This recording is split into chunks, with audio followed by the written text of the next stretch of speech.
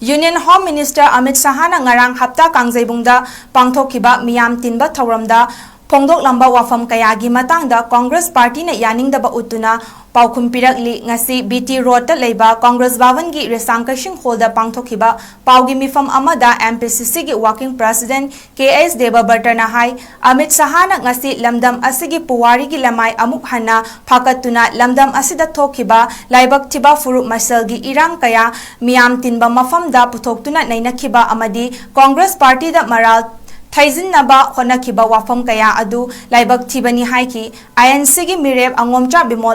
akoizambu India gi apunba thugaibada yauba tukure gengni haina miyamda lana sandoklibasi BJP gi lengai luk singi amotpa thausil amadi asoi aral kaya miyamda sawa faktoktuna khanghanba ngambagira amadi BJP gi mapung oiba asoiba sing puthoktuna ngangba ngambagira hangki Congress na palingai matamda issue khudimaki waroishin purakhi adubu BJP lenga ki matamda di lengak adu kinthadriwa fauba issue adu aroiba naide June 19 gi thaudokna khudamni haina su fongdoki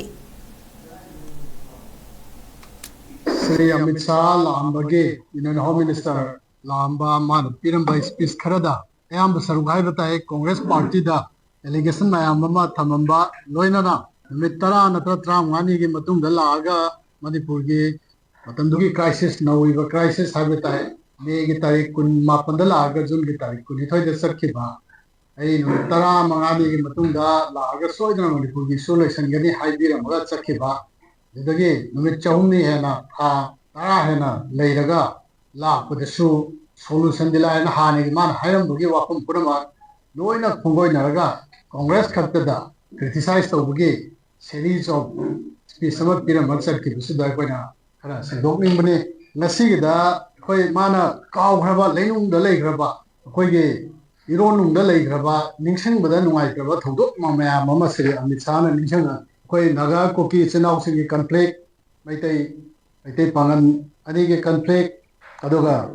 कोकी पाइटी conflict न चिंबा stage अमोना पुथोगा प्रजा सिंगी पुनिंग the लांगतक नबम फाहन बगे यामना लाइबा के leader मना union home minister मना करम बवांगा public meeting दा मरु इन election campaign द सिन अगदगे हाइब चना लॉन्चर धर्म विचार Poonam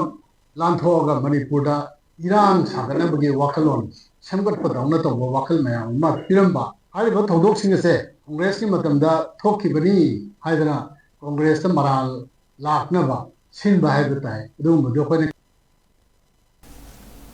Paugi mifam anduda saruk yakhiwa former minister Dr. 𝗪𝗪𝗟𝗏𝗏𝗏 na hai BJP na hauzik tauribasi masagi aranba masana yazadabagi mangak kanbagi thawongni mamang chahi irang asi haurakpada Union Home Minister Amit Shah masalak lamlaga atenba matamgi manungda amuk lakani irang loishingani haina thajaba pirambani ngasi tha 18 fazilakle irang loidri kapnaba loidri haiki ngasigi miyam tinba Mifamda Amit Shahana athuba matamda irang loishinduna santi purakani haina miyamda thajaba piram libadu tha 18 asida kari tauraga lei haina fongdokladuna matang asida kari hidden agenda leibagi haibagi wafam adumak leiri haina makhatana fongdokhi akoi mayam de khangbi re hojiksi manipur si akoi mai chai bani yamna akoi gi aruba phibam amada akoi mayok na ri bani praja miyam si yamna nik launa Lainaba adumba timing amani. Adugi sumatakta akoigi election si yam sengna haragadi Manipur gi prajana huji laiba phibam sida yaragadi koi tongan ba section singdagi akoi matam khara yethokpiu haidana ba ko yam kanna madugi demand mayam ma tawbibani maramdi akoi free and fair election tawbanga muidawa tongan ba madugi akoigi considerations mayam ma yenga kanda election to bisi lugani haidana adu akoi India si democratic system ama oibanina chahi manga khudingi magi mandatory oiba adumba obligation ama oibanina koi lauthokre India pumbagi lauthopadu da adu akoi leiriba irang si adugi matik akoi yamna sathiba ama situation ama da leina akoi Manipur gi praja miyam si koi election asi tangai fadana akoi participate tawri bani haidare